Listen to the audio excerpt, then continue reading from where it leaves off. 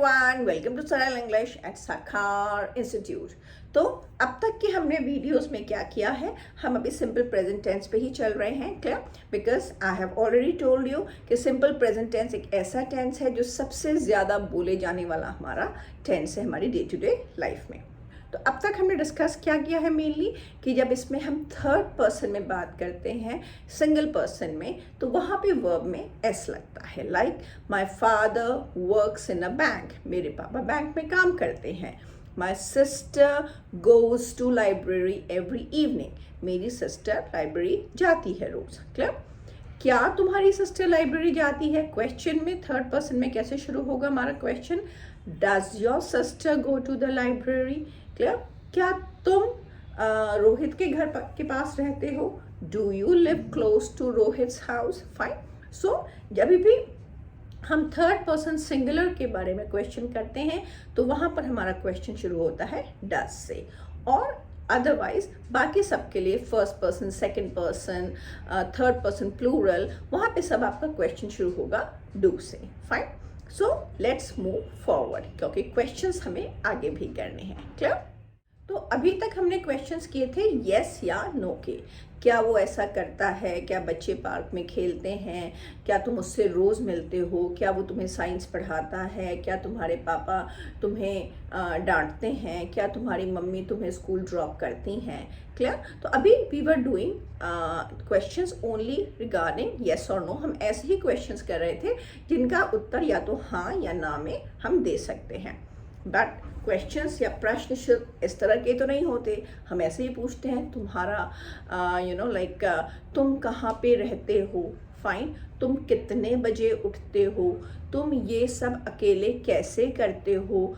तुम किसके साथ जाते हो? तुम्हें कौन ड्रॉप करता है स्कूल? क्लियर?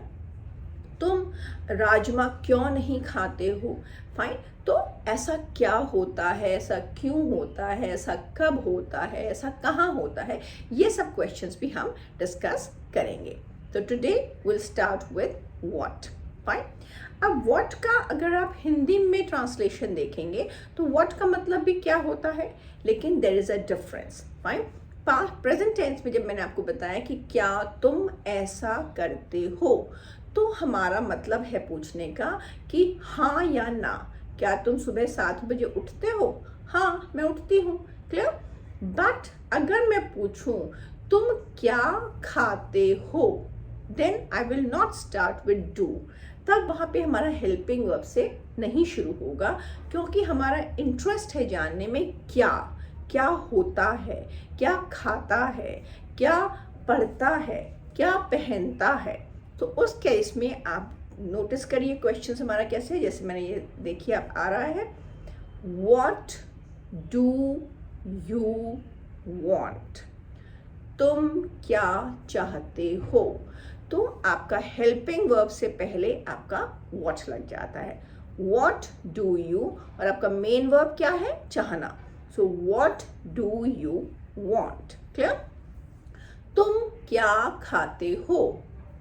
तो व्हाट डू यू ईट? तो आपका व्हाट लग जाएगा, उसके बाद डू यू, फिर उसके बाद आपका जो वर्ब है। Clear? So what do you want? What do you eat? तुम क्या पहनते हो? What do you wear? WEAR, wear मतलब पहनना। So what do you wear? तुम क्या पढ़ते हो? What do you read? या what do you study? Clear? पढ़ने के लिए हम दोनों वर्ड बोल सकते हैं। रीड मतलब होता है जैसे कोई आप न्यूज़पेपर पढ़ रहे हैं, नॉवल पढ़ रहे हैं, स्टोरी बुक पढ़ रहे हैं। स्टडी का मतलब हम जब कुछ कोर्स रिलेटेड बात पढ़ते हैं, हम जब अपने कुछ सब्जेक्ट रिलेटेड बात पढ़ते हैं, तो उसके लिए हम वर्ब लगाते हैं स्टडी। क्लियर? अगर आपने पूछना है कि तुम कितने बजे उठते हो, तो वहां पर भी हम व्हाट टाइम बोलते हैं। व्हेन भी कह सकते हैं, लेकिन व्हेन का मतलब होता है कब। कितने बजे के लिए हम यूज करते हैं व्हाट टाइम। तो आप कितने बजे उठते हो? What time do you get up in the morning? तो व्हाट टाइम, फिर डू यू, फिर मेन वर्ब आ जाता है get up in the morning.